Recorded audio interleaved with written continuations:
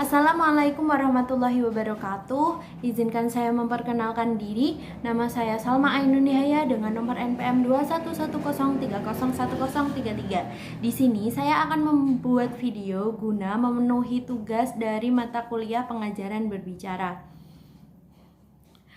Assalamualaikum warahmatullahi wabarakatuh. Selamat pagi anak-anak kelas 11 MA Hasyim Asy'ari Bangsri. Apa kabar? Semuanya sehat kan? Ya, kembali lagi bertemu dengan saya di mata pelajaran Bahasa Indonesia. Kemarin kita sudah membahas tentang apa itu novel.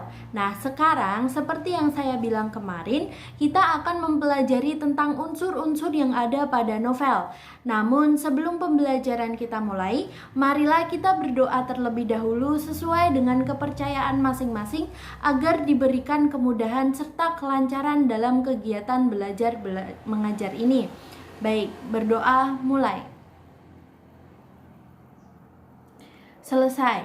Nah, sekarang sebelum kita mempelajari materi selanjutnya, mari kita coba untuk mengingat-ingat kembali tentang materi sebelumnya. Nah, apakah kalian masih ingat tentang apa itu novel?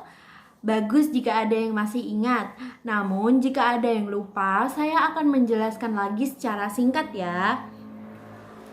Novel adalah karangan prosa yang mengandung rangkaian cerita kehidupan seorang tokoh dengan tokoh yang lain yang ada di sekelilingnya dan menonjolkan watak setiap tokoh tersebut. Nah, biasanya cerita dalam novel dimulai dari peristiwa terpenting yang dialami oleh tokoh yang kelak akan mengubah hidupnya. Biasanya kan dalam kebanyakan novel tuh diawali dengan peristiwa yang istilahnya disebut ikonik gitu kan dalam hidupnya. Contohnya nih, misal seperti si A mau dijodohin. Nah, si A nih gak mau dijodohin. Jadi dia melakukan usaha untuk membatalkan perjodohan. Nah, usaha-usaha ini menimbulkan akibat yang terjadi dari usaha-usaha si A ini. Nah, oleh sebab itu, novel biasanya memiliki kisah yang lebih kompleks daripada cerpen. Nah, kalau begitu kita lanjut ke materi yang akan kita bahas pada hari ini, yaitu unsur-unsur novel. Ada dua unsur yang ada pada novel, yaitu unsur intrinsik dan unsur ekstrinsik. Nah, kita ke unsur yang pertama, yaitu unsur intrinsik.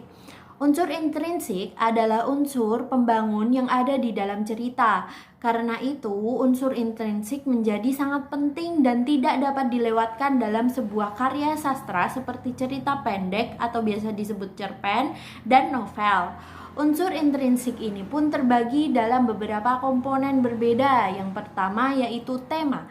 Tema adalah persoalan yang diangkat dalam novel. Tema mewakili isi novel secara umum. Biasanya tema dinyatakan dalam bentuk frasa. Misalnya novel Dilan karya Pidi Baiq yang mempunyai tema kehidupan remaja di tahun 1990-an. Oleh sebab itu, secara keseluruhan isi novel itu berisi tentang pengalaman hidup anak sekolah. Nah, contoh lain yaitu secara keseluruhan novel To Kill a Mockingbird karya Harper Lee bertema tentang kasih sayang. Nah, yang kedua yaitu tokoh dan penokohan. Tokoh ialah semua orang yang terlibat di dalam novel. Karena sifatnya yang kompleks, di dalam novel terdapat banyak tokoh. Tokoh-tokoh itu mempunyai watak yang berbeda. Berdasarkan jenisnya, ada dua tipe penokohan yaitu protagonis dan antagonis. Protagonis ialah tokoh yang memiliki sifat baik. Biasanya protagonis ditampilkan sebagai tokoh utama di dalam novel.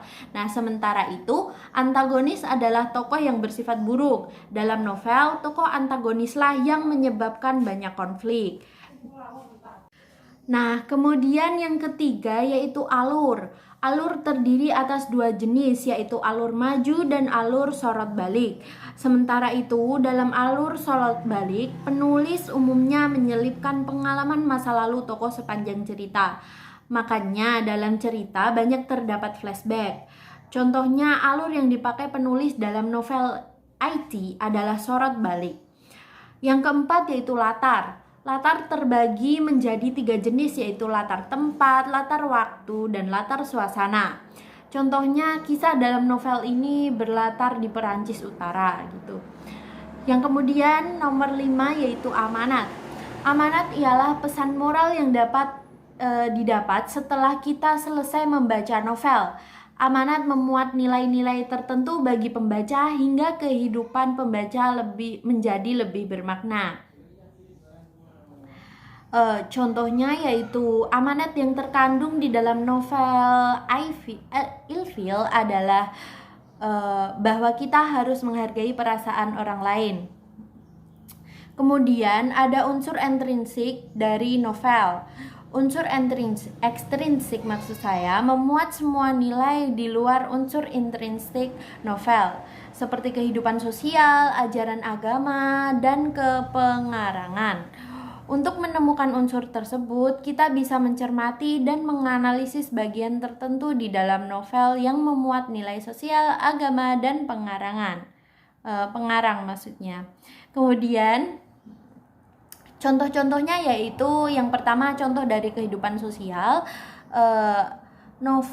suatu novel sempat menyinggung tata krama yang berlaku di dalam keraton. Kemudian yang kedua, ajaran agama. Contohnya yaitu ajaran agama terasa kental dalam halaman terakhir di novel ini. Kemudian yang ketiga, kepengarangan. Contohnya yaitu pengarang novel ini memiliki latar belakang sebagai seorang psikolog sehingga novel-novel yang dihasilkan banyak bernuansa psikolog. Begitu. Baik, selanjutnya mari kita latihan bersama untuk mengecek seberapa paham sih kalian dengan materi setelah saya jelaskan tadi. Nah, ini ada kutipan novel dari karya Terelie yang berjudul Daun yang Jatuh Tak Pernah Membenci Angin. Baik, saya akan bacakan kutipan novel tersebut. Daun yang jatuh tak pernah membenci angin. Dia membiarkan dirinya jatuh begitu saja, tak melawan, mengikhlaskan semuanya. Bahwa hidup harus menerima, penerimaan yang indah. Bahwa hidup harus mengerti, pengertian yang benar. Bahwa hidup harus memahami, pemahaman yang tulus. Tak peduli lewat apa penerimaan, pengertian, pemahaman itu datang, tak masalah meski lewat kejadian yang sedih dan menyakitkan. Biarkan dia jatuh sebagaimana mestinya. Biarkan angin merengkuhnya, membawa pergi entah kemana. Nah, anak-anak, coba temukan amanat yang terdapat pada kutipan novel tersebut.